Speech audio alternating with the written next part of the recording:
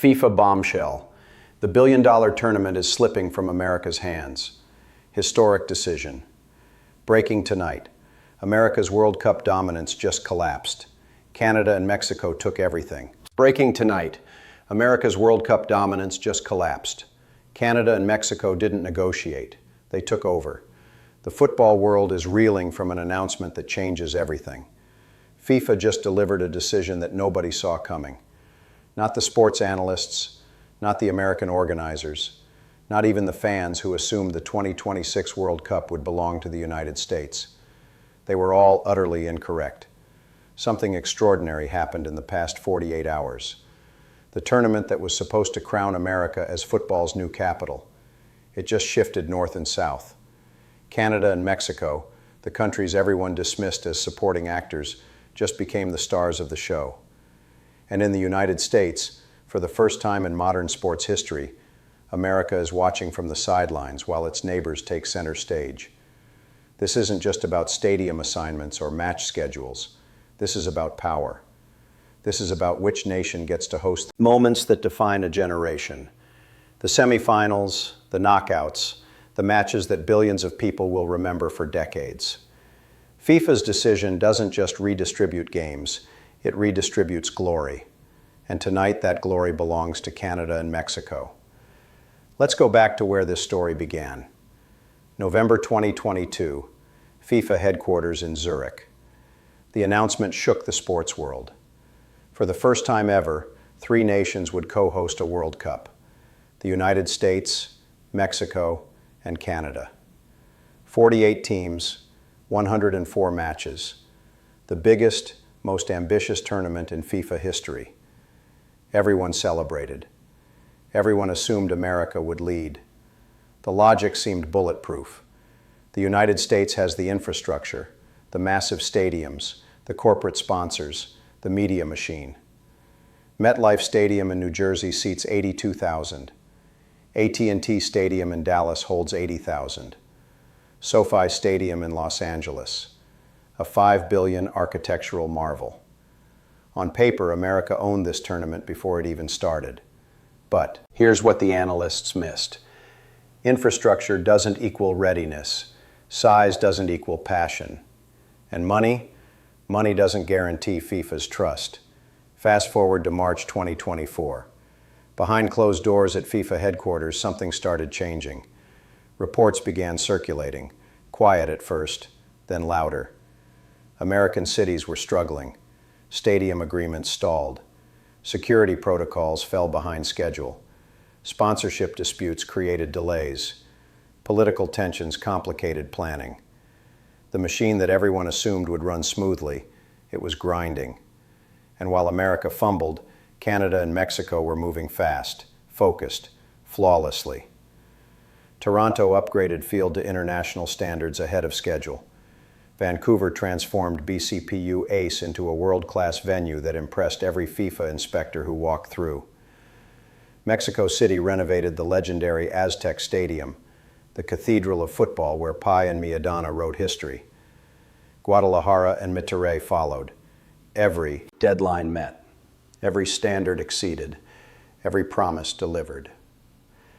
Dear viewers, between March 2024 and January 2025, something remarkable happened in FIFA's decision-making process.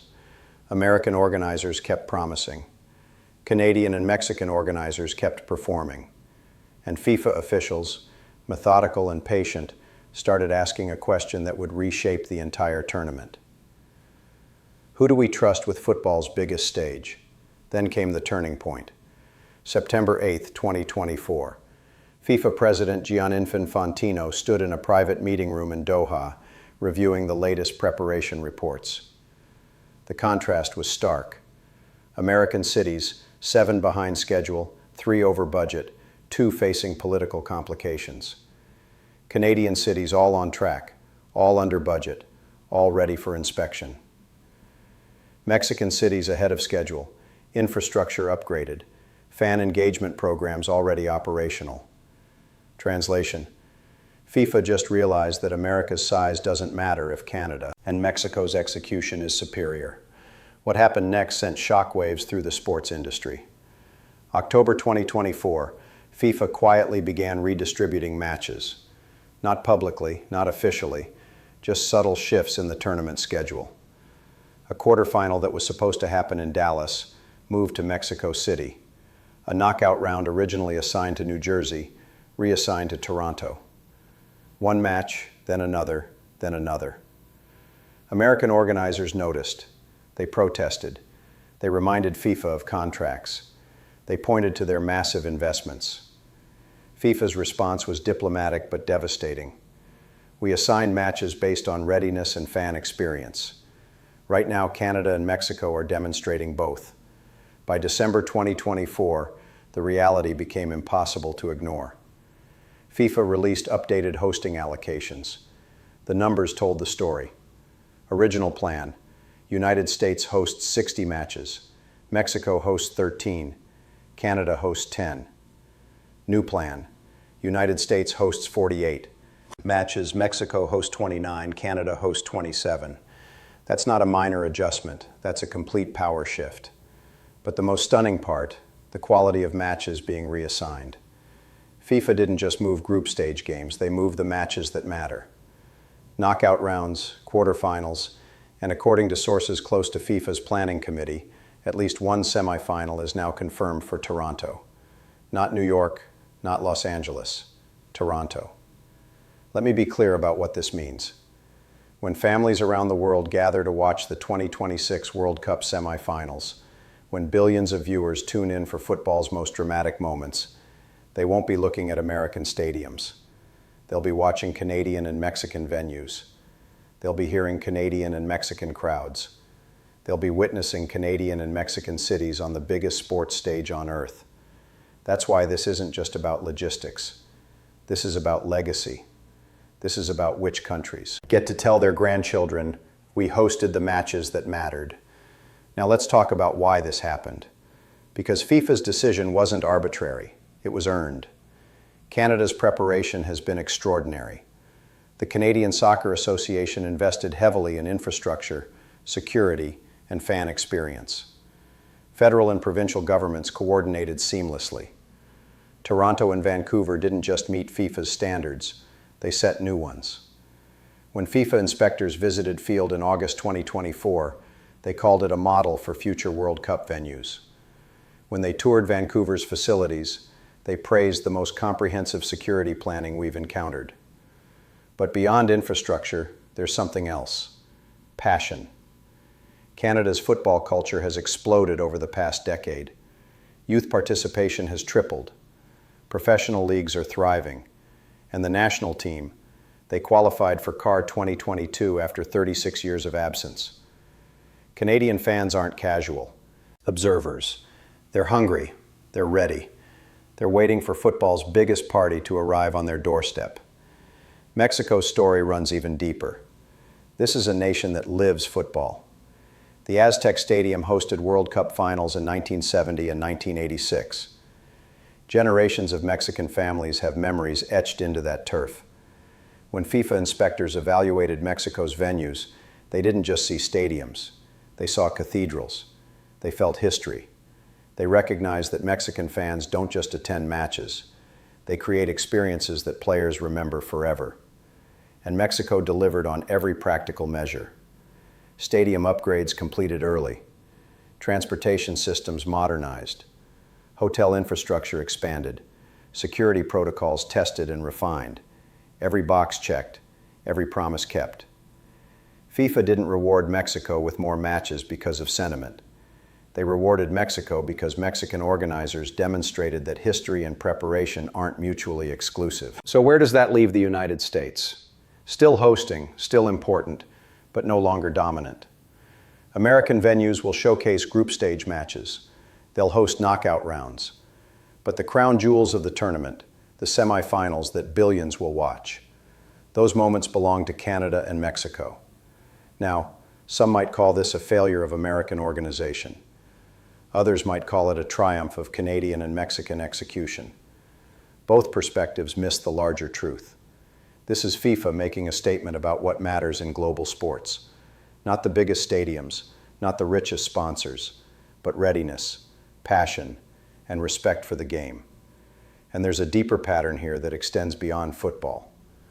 We're watching a shift in how international organizations view North American leadership. For decades, the assumption was simple. America leads, others follow. The 2026 World Cup was supposed to reinforce that hierarchy. Instead, it's demolishing it. Canada and Mexico didn't ask permission to step forward.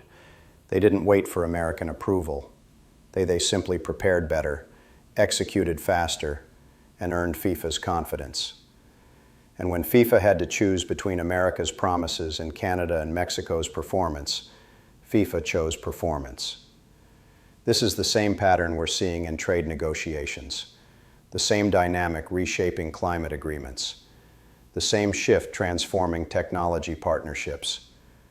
The world isn't waiting for American leadership anymore. The world is moving forward with whoever's ready to lead. And in 2026, on football's biggest stage, that leadership belongs to Canada and Mexico. Think about what happens on June 11th, 2026, opening day. The world tunes in. Millions of viewers expecting to see American stadiums dominating the broadcast. Instead, they see Toronto's skyline, Vancouver's mountains, Mexico City's Aztec at sunset. The narrative that America owns this tournament, it evaporates in the first 24 hours. And as the tournament progresses, as knockout rounds unfold in Montreal and Guadalajara and Toronto, as semifinals captivate billions in Mexican and Canadian venues, a new reality crystallizes. North America's football future doesn't run through Miami or Dallas. It runs through the countries that showed up ready for Canada. This is transformational. A nation often overshadowed in global sports is about to host matches that define careers. When players score in those Toronto semifinals, when goalkeepers make saves in Vancouver knockouts, Canadian cities will be forever linked to football immortality. That's not just about one tournament. That's about permanently elevating Canada's position in global sports culture. For Mexico, this is validation. A country with deep football roots proving that tradition and innovation can coexist. When the world watches Aztec Stadium host a 2026 quarterfinal, they're not just watching a match. They're witnessing a nation reclaim its rightful place among football's elite hosts. And for the United States, this is a lesson, a reminder that global leadership isn't inherited, it's earned. And when you're not ready, when you're not organized, when you're not executing, the world doesn't wait. The world finds partners who are. Dear viewers, we're 10 months away from the biggest World Cup in history. 48 nations will compete. 104 matches will be played. But the real story isn't about who wins the trophy. The real story is about who hosts the moments that matter. And that story just shifted dramatically. FIFA didn't stun America with this decision. Canada and Mexico stunned America by outperforming expectations so completely that FIFA had no choice but to recognize excellence. This is what happens when preparation meets opportunity, when passion meets professionalism, when two nations decide. They're not content being supporting actors anymore.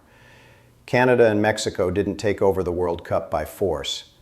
They earned it, match by match, venue by venue, standard by standard.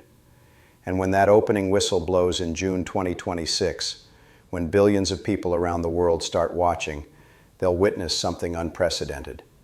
Not just the biggest World Cup ever, but the tournament that proved football's future in North America belongs to the nations that were ready for it. The spotlight has shifted, and it's never shifting.